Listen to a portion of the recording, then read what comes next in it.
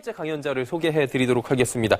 이분은 사실 유튜브 채널을 만든 지 1년여 만에 16만 명이 넘는 구독자를 모았다고 합니다. 엄청난 저력이 있으신 분이고요. 필명 놀부로 활동하고 계십니다. 놀라운 부동산 정형근 대표 바로 만나보도록 하겠습니다. 옆에 계십니다. 안녕하세요. 네, 안녕하십니까. 예, 오랜만에 뵙습니다. 예, 반갑습니다. 저희가 사실 한 4년, 3년쯤 전에 그쵸. 그냥 방송을 오가면서 예, 뵀었는데 예. 근데 그때하고 지금 많이 달라지신 것 같아요. 일단 네, 유튜브 구독자가 16만 명이면 엄청난데요? 네, 일단은 제가 정부 정책들을 조금 최대한 빠르게 예. 많은 분들에게 전달해 드리려고 노력하다 보니까는 생긴 결과가 아닐까라는 생각을 하고 있습니다. 잘하셨겠죠. 아니죠. 예, 좋은 정보가 많이 네. 있었고요. 네. 아마 그러지 않았을까라는 생각이 드는데 오늘은 어떤 강연을 좀 들려주실 예정입니까? 일단은 첫 번째 강연으로 우리 빠쇼님께서 하반기 전망에 대해서 말씀을 하셨는데 저도 이 마찬가지로 약간 생각이 다른 것도 있더라고요. 그래서 2020년 하반기 부동산 전망 간략하게 제 사견 드리고 플러스해서 이 하반기 투자자든 실수요자든 어떻게 여러분들이 전략을 세워야 될지 이 포지션에 관련된 얘기까지 함께 드리도록 하겠습니다. 야, 조금 더 구체적인 이야기가 나오지 않을까라는 기대가 되는데요. 바로 만나보도록 하겠습니다.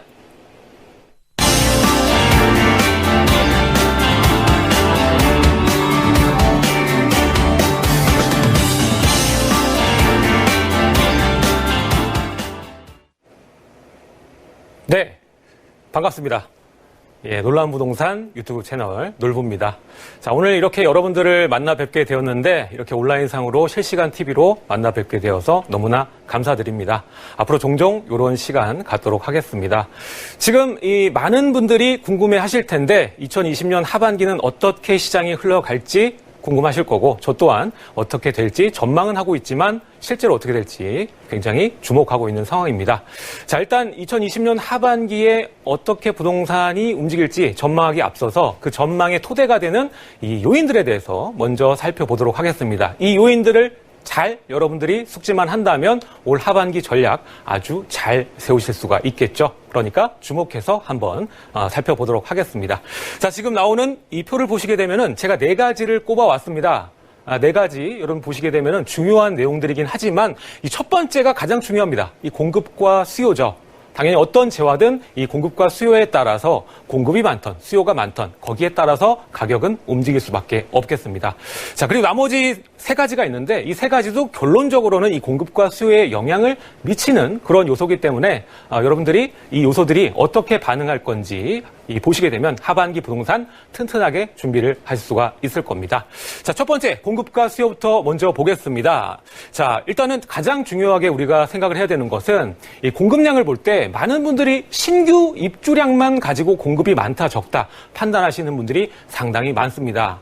특히나 이 부동산에 관련된 여러 가지 매체들을 보게 되면 이 신규 입주량만 가지고 이야기를 하는 경우가 상당히 많습니다. 입주량이 많아서 떨어질 것이다. 이렇게 얘기를 하는데 실제로 보죠. 우리가 2018년, 19년, 20년 오면서 이 입주량이 부족했습니까? 아닙니다. 입주량 적정 수요량보다 훨씬 많았습니다. 올해도 마찬가지로 이 4만 호 정도가 입주량을 보이고 있는데 근데도 불구하고 떨어진다라고 생각한다면 오산인 게 뭐냐면 우리가 역대급 물량인 2018년, 19년을 지나오면서 가격이 떨어졌습니까? 아니죠. 오히려 급등을 했습니다. 그렇기 때문에 우리가 공급량을 볼 때는 신규 입주량만 보실 게 아니라 기존에 거래할 수 있는 주택 총량 이게 굉장히 중요한 포인트거든요. 실제로 2017년 8일 대책 이후로 시장은 양도세 중과라는 제도를 맞이하면서 적응 기간을 갖습니다. 그때 소폭 조정이 됐었죠. 근데 그 이후에 실제로 적용이 되자마자 어떤 현상이 벌어졌죠? 집값이 급등하게 됩니다. 그때부터 2018년, 19년 아주 급등을 하게 되죠. 그때 분명히 적정 수요보다 공급량이 많았는데도 이러한 현상이 벌어졌습니다. 그렇기 때문에 이 양도세 중과 그리고 기존에 있는 주택 거래까지 할 수 있는 물량이 시장에 출회될 수 있는지 없는지 이 여부를 판단하는 게 굉장히 중요한 포인트라고 볼 수가 있겠습니다. 그러면 다시 돌아와서 올 하반기 그럼 어떻게 될까? 입주량은 동일합니다. 작년과 큰 차이가 없습니다. 근데 규제 양도세 중과가 풀립니까? 그러지 않죠. 오히려 이제는 일시적 완화를 하고 있죠. 이제 곧 끝납니다. 그렇게 되면 어떻게 되죠? 다시 매도세가 멈춰질 겁니다. 시장에 내놓는 이 거래량 자체가 거래 물건이 줄어들게 될 겁니다. 그럼 이전과 같은 2018년, 19년과 같은 거래 총량을 유지할 확률이 굉장히 높다라는 것이죠. 그리고 더 하나 주목할 게 뭐냐면, 자, 2020년 공급되는 것들이 일부 지역에 아주 집중적으로 떨어집니다. 대표적으로 은평구, 그리고 서대문구, 그리고 영등포구, 그리고 강동구입니다. 자, 우리가 바로 작년을 생각해 보죠. 작년에 어디가 입주 물량이 가장 많았습니까? 헬리오시티였습니다. 그렇죠? 헬리오시티 그 많은 입주 물량 그때 떨어진다 난리가 났었죠. 근데 어떻게 됐습니까? 그 시즌만 지나고 나서 입주장 끝나니까 아주 급등을 했습니다. 매매가, 전세가 모두 급등했죠. 그러한 현상이 올해도 이어질 확률이 굉장히 높습니다. 그럼 어떻게 해야겠습니까? 여러분들은 이 입주장을 주목을 해보셔야겠죠. 자, 그리고 두 번째, 이렇게 집중적으로 이루어지다 보니까 서울 전체 25개구를 봤을 때 전체적인 입주장의 여파를 받을 것인가, 거기에 대한 질문점에 대해서는 전체적인 이 하락을 논하기에는 역부족이다. 이렇게 생각을 해볼 수가 있겠죠. 게다가 플러스에서 뭐가 문제가 되느냐? 바로 이 멸실 물량입니다. 멸실 물량. 우리가 지금 기다리고 있는 우수단지 뭐가 있죠? 앞으로 반포주공, 개포주공, 둔촌주공이 있습니다. 이것들이 이제부터 집중적으로 멸실을 하게 되는데 그 수요량이 어디로 갑니까? 갑자기 강남에 있던 것이 뭐 동대문구로 갑니까? 그렇지 않습니다. 수요자가 그 주변에 고스란히 입주를 하게 되고 매매 강성을 유지하게 됩니다. 그렇게 되면서 오히려 이들 지역의 매매가나 임대가에 큰 영향을 줄 수 있다. 이 점을 반드시 여러분들이 기억을 하시면 좋을 것 같고요. 자, 두 번째입니다. 두 번째도 이제 공급과 수요에 영향을 주는 그러한 지점인데 정책입니다. 정책. 사실 정책은 이 수요자의 그 영향을 줄 수 있는 부분인데 지금 정책의 기조는 어떻죠? 규제입니다. 완화가 아니죠.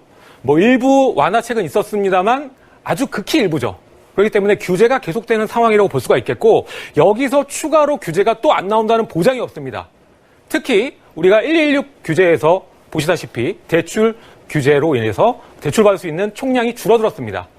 913 규제에서 이어진 추가된 그러한 강화 아니라고 볼 수가 있는데 앞으로 또 15억이 아니라 9억, 6억짜리 주택 대출을 막지 않는다라는 보장이 없습니다. 그래서 앞으로 또 추가 규제 가능성이 높기 때문에 이것을 여러분들이 유념하시고 시장에 그런 규제가 나오기 전에 미리 진입하는 것이 좀 좋은 전략이 아닐까 전 개인적으로 이렇게 생각을 합니다.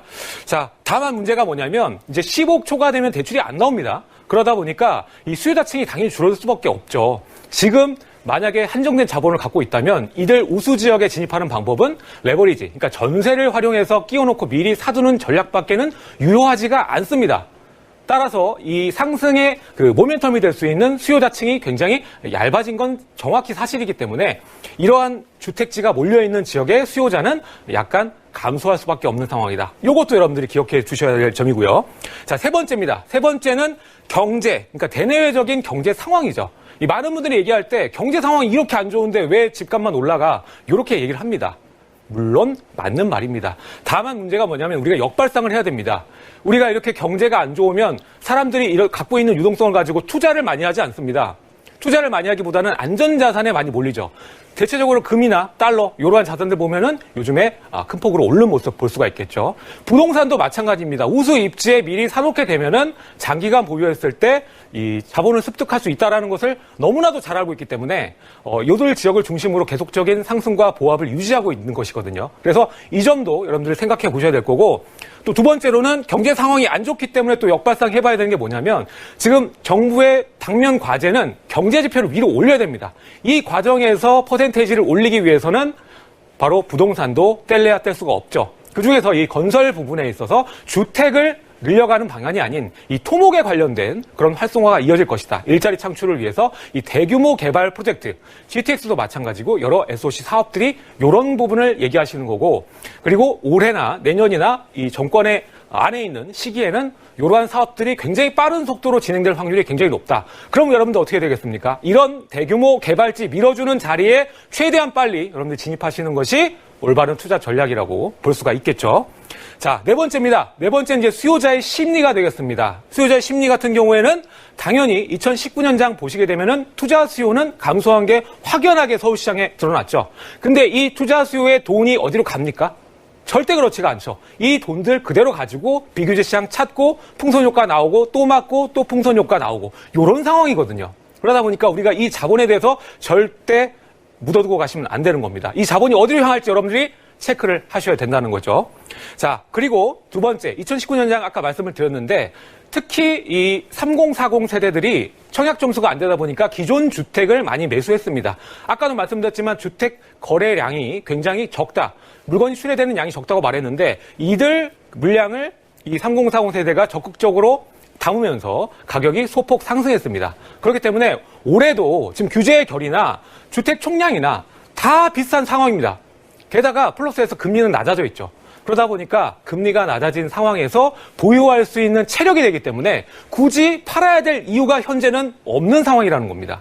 그래서 저는 2019년과 마찬가지로 일부 단지를 중심으로 가격이 소폭 상승할 거다. 이렇게 예상을 하고 있는 겁니다. 자, 그래서 정리를 해보죠. 첫 번째, 서울은 투자자 중심이 아닌 실수요자 중심으로 움직이게 될 것이다. 특히 어디? 대출이 비교적 자유로운 구간입니다.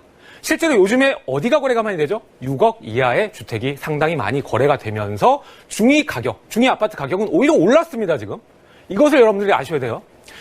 자, 이 중에서 우리가 제한을 받고 수요자들이 약간 조정을 예상해 볼 수 있는 구간이 어디냐면 15억 초과 대출이 안 나오는 구간에서 특히 20억이 넘는 초고가 주택의 경우에는 수요자층이 굉장히 한정적으로 갈 수밖에 없습니다. 따라서 이 시장 감소세를 여러분들 기억하시고 여러분들 투자를 하거나 실수요자라면 감안하시고 장기 보유 전략으로 접근하시는 것이 좀 올바른 전략이다. 이렇게 말씀을 드릴 수가 있겠고요. 자, 두 번째. 2020년 하반기는 실수요 강성 시장이라고 제가 말씀을 드렸습니다. 자, 시장 참여가 비교적 쉬운 입지, 그리고 쉬운 단지, 여러 지역이 있겠죠. 이런 단지는 소폭 상승세를 이어가게 될 것이다. 본격적으로 이어지는 시점은 이제 6월이 끝나는 시점, 여름을 여러분들이 적극적으로 노려야 된다. 전 이렇게 보고 있습니다.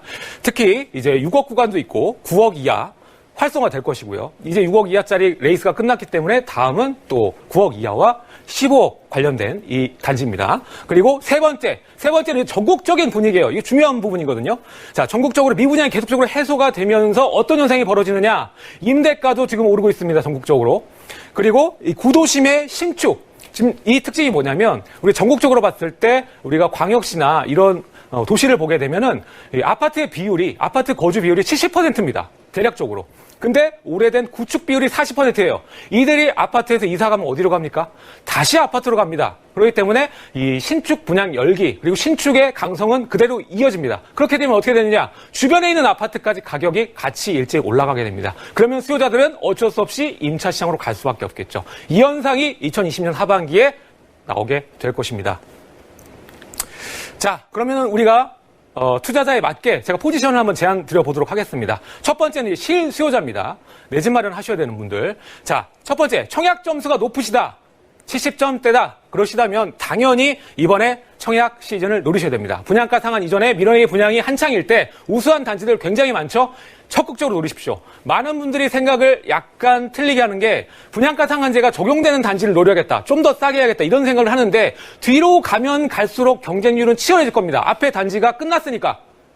그렇게 되면 다 놓치고 결국에는 기존 주택을 이미 오른 상태에서 접근하실 수밖에 없는 상황이 올 수 있습니다. 조심하셔야 되고요. 두 번째, 점수가 낮다. 3040 마찬가지입니다. 2019년 장에 갈아타길 못한 수요들 엄청 많습니다. 20년에도 이 레이스가 이어질 겁니다. 그렇기 때문에 우수 입지의 구축, 많이 보지 않던 20년 이상 주택이면서 20층이 넘는 재건축 기대가 지금은 어려운 그런 단지가 어떻게 보면 전세가율이 높습니다. 그러다 보니까 이런 단지를 적극적으로 노리시는 게 좋고요. 두 번째, 서울 인접 개발지가 굉장히 뜨겁습니다. 이따가도 제가 말씀을 드릴 텐데 서울 인접의 신도시나 그리고 뉴타운이나 이런 지역 적극적으로 노리시면 됩니다. 특히 교통노선이 결합되는 지역은 반드시 여러분들이 차입도 노릴 수가 있기 때문에 기억을 하셔야 될 것 같고요. 세 번째, 수요자 전환. 이건 뭐냐면 1주택자 얘기하는 겁니다. 상위 주택으로 갈아타시는 분들. 요분들이 선택을 할 때는 추가 상승 여력이 남아있는 그러한 단지들을 고르셔야 됩니다. 아까도 설명을 드렸지만 이런 여력이 남아있는 단지는 당연히 가격이 일단 9억 이하 구간이거나 아니면은 10억에서 12억 요 초반대 이런 주택들을 적극적으로 매수하시게 되면 여러분들께 추가 상승 여력을 반드시 제공한다. 이렇게 말씀을 드릴 수가 있고요. 자, 다음은 이 투자자 포지션입니다. 지금 아까도 말씀드렸다시피 서울 같은 경우에는 상승 여력이 제한되어 있는 상태입니다. 대출 규제 때문에. 자, 그 상태에서 오르는 폭은 적은데 지출은 증가합니다. 보유세가 아주 큰 폭으로 오르고 여기서 끝나지 않습니다. 내년은 더 오를 거예요. 그러다 보니까 이런 경우에 여러분들 대안을 반드시 마련하셔야 됩니다. 지금 현재 특히나 준비 안 된 다주택자, 준비가 뭐냐면 미리 정부 정책이 나올 때 임대사업자 등록이나 증여를 안 해놓으신 분들 말하는 겁니다.